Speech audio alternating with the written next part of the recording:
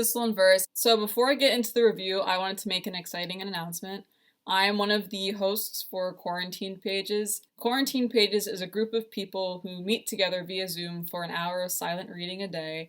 I am the Friday host. My time slot is 4:30 p.m. Pacific Time, 7:30 p.m. Eastern Standard Time, and I have an especially exciting event coming up next Friday, July 24th. After the hour of silent reading for Quarantine Pages, I will be interviewing Brianna Lawrence, author of the Magnifique Noir series. Magnifique Noir is a multimedia novel that has illustrations and comic strips about a group of black queer magical girls in college who use their magical girl personas to fight monsters. If you may remember, I mentioned it, the second book, in my Blackathon wrap-up. I really enjoy the series, and I'm really looking forward to interviewing her. So I would love it if you would stop by, listen to the interview, come with questions, and people who attend the interview will be entered for a chance to win the first book in the Magnifique Noir series, so you don't want to miss it. Now, that's out of the way, after you put that in your calendars, on to the review. And today I'm going to be reviewing the second volume of Sunspot Jungle. You may remember the first volume from my January wrap-up. I really enjoyed it, and I really enjoyed reviewing it too. I know in general that I do like short story anthologies a lot. They can feel kind of scattered and disconnected, but like a good short story anthology, like I'm into it. I'm really into short stories. I love the compact form. I love the fast, like on-the-fly world building that happens, and just like the possibilities and like the weirdness that you can do in a short story that you kind of can't really pull off as much in like a longer writing form. So the Sunspot Jungle Volume 2, like I said, edited by Bill Campbell. This is a speculative fiction anthology from authors around the world. There's a few illustrations in here for different stories, which I will show you if a story I mention has an illustration. And the cover is by John Jennings. You know, very beautiful work here. So just in general, I think I enjoyed the first volume a tiny bit more. In this volume, there was stories that were a little bit more gory, and gore just isn't really my thing. It's just kind of the way things were described that was like very haunting for me, and it was like hard for me to stop imagining like how like these people were being hurt and dismembered like happening to me, and that just like took me out of the story. Obviously it's not a bad thing, obviously that speaks to the talent of the authors they're in, but just like because I'm not someone who's into gore, that was something that I wasn't really big on. So I'm gonna start off by talking about the stories that were highlights for me, and then I'll get into honorable mentions. Highlights are generally stories that I would read multiple times, you know, like sometimes even directly after finishing it. And honorable mentions are stories that like there are things that like I might appreciate about them message-wise or form-wise, but you know, for whatever reason I just didn't connect as heavily with them. So the first highlight is Terpsichore by Teresa P. Mira de Echeverria. This one came with an illustration. It was illustrated by David Brom. If you can't really see it, it shows kind of like a multitude of people being squished together inside this dome-looking thing, and then they're in space. There's like a black hole, and there's like an astronaut walking around on top of the dome that has all the people squished together inside of it. There's an emphasis on multiple, right? There's a person with multiple breasts, there's multiple mouths, there's a cluster of eyes. Yes. So, Terpsichore is about this Russian space station that can take you to anywhere in the universe without leaving its location.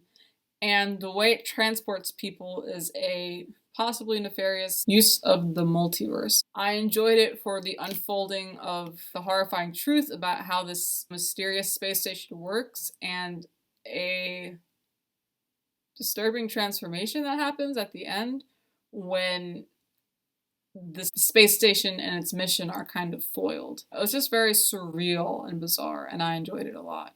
Next one is Straight Lines by Narudame Sundar. This is a sci-fi story about a spaceship AI who has either some sort of OCD or possibly some sort of phobia that interferes with the AI's ability to accomplish certain parts of its mission. This was a story that I enjoyed just because it was an idea that was new to me, but also just made so much sense. Like, if the basis of an AI is a is a person, is like people psychology and people brains. Wouldn't it just make sense that some AIs would have like neurodivergences? So I just thought that was very interesting. And like, I don't think I really read about like a sentient object before, like a sentient, very non-human tech-based thing, like from its perspective. Then there was The Love Decay Has for the Living by Barrett Ellingson. This story is almost a parable of a renowned chef and his lover who begins growing a delicious fungus on his body. I really like parable type stories. I really like that simple style, and it's sort of distressing the lengths that the lover will go to for the chef, and it was also just very fascinating to read. Then there was Big Throw and the Askin Man by Max Gladstone. This is sort of like a fable, like campfire type story of an ogress who meets possibly her greatest opponent ever, who is a very small, very weak, the Askin Man, who just asks a lot of questions and is very good at weaseling his way around rules and into things that he shouldn't. I liked that tall tale feel. Like, Big Thrall is like this larger than life character. It's mentioned several times that she has like several legends about her, and just how she does things is very like tall tale. Like, her glare is so fierce that she lights her campfire just by looking at it. Her hide's so tough that she sleeps on a bed of thorns that are 3 inches long. Like, stuff like that was just very cool. And again, I just enjoyed that it was like this big burly like woman doing all this ogress. And then my last highlight was Portrait of a Young Zombie in Crisis by Walida Imarisha. This is a story of a black vegan zombie who lives in Portland, Oregon, who is working around her ethical dilemma of eating brains. This is just a really funny story. Like, I laughed out loud. Just how this character is like rationalizing her decisions to herself and the solution she comes up with was pretty funny. And for honorable mentions, there's Tree of the Forest, Seven Bells, Turns the World Round Midnight by Sheree Renee Thomas. I read this one when I did a year-a-thon, like towards the end of 2019. I was trying to get through like all the short stories that I owned and that I hadn't read yet, and it became very clear that wasn't going to happen, and so I just read that one for a prompt and like skipped the rest and then kind of came back to it a month ago. This is a story of a man and his like very mysterious environmentalist girlfriend, and she's kind of creepy. Like, she'll just lie in bed for days at a time without eating and she's fine, and like she doesn't blink, she doesn't stir in her sleep. She used to be vegetarian and then she started eating meat out of nowhere and like in startling quantities, and the reveals and the descriptions of the gore were just very, very good. And another honorable mention was Read Before Use by Chinelo Onwalu. This is the story of a researcher who has to find a lost city and its ancient technology to maintain her university funding, despite all the undercutting and academic backstabbery that is going on. I enjoy this story because it has a very sad ending, and I love the twists and the turns, and how the main character claims her power even when it seems like she has lost. Next story is These Constellations Will Be Yours by Elaine Kuyegkeng. This one came with an illustration. The illustration is done by Krista Cassano, and as you can see, it is a naked child who has these wires plugged into their back, and the plugs look almost like a spinal cord. And this one is a story about a futuristic society where their spaceships are AIs powered by people. Like, people bond with the ships, and once you're hooked up to a ship, you can't be unhooked and still live. The underclass are kind of conscripted into doing this, and they're told that it's for the good of their country and that it's like such a great benefit to them. And they begin to question that, and the ships begin to question that as well. I think it is an allegory for the colonization of South and Central America, because like the ruling class are called the Catalan, which I think is a province in Spain.